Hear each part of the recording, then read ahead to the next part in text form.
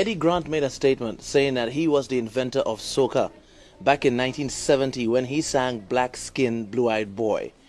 I was talking with Chokdas just last year, and he refuted that adamantly. Now, let me hear it from the horse's mouth. Well, I mean, if Chokdas could do that, how much more for me? Eddie Grant knows absolutely nothing about soca. What Eddie Grant said he did was combine soul with calypso. That is not soca. Soca is a combination of East Indian and African rhythms. The beginning of the whole thing was the purpose of soca in the 70s, as a matter of fact, is about anywhere around 69 to 70. But the purpose was to bring the East Indian and the Africans in Trinidad together. So there was a combination of the two main rhythmic structures in Trinidad to create a sound that would be totally Trinidadian. Let us call it a Douglas rhythm, so to speak.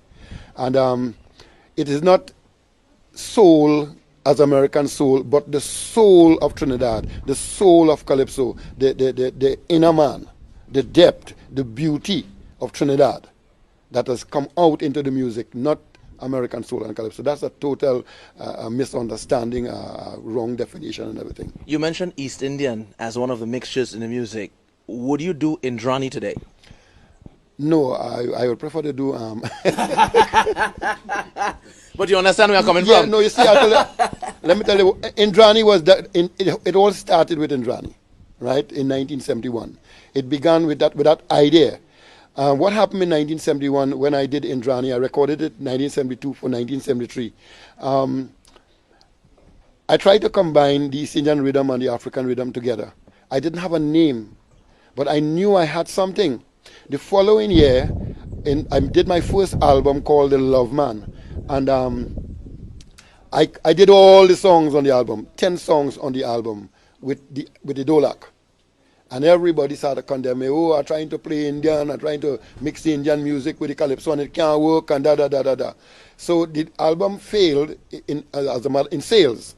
So what I did the following year, in 1974 when I went back to the studio, I did Endless Vibration. I took the rhythmic structure from the Dolak and I put it on the drum set.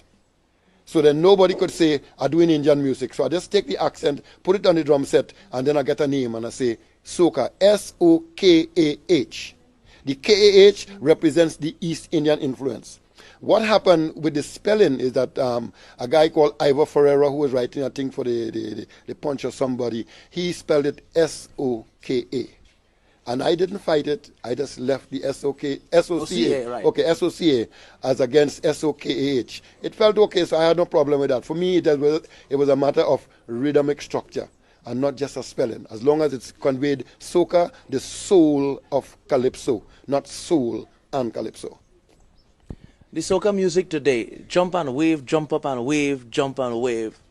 Ever in your wildest dreams did you envision that this is where the soca music will reach? No, I didn't at all.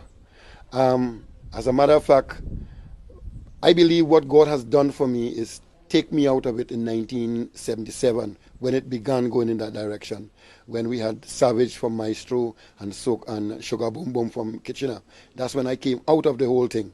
God has put me in a place where I can show people where soca ought to have gone.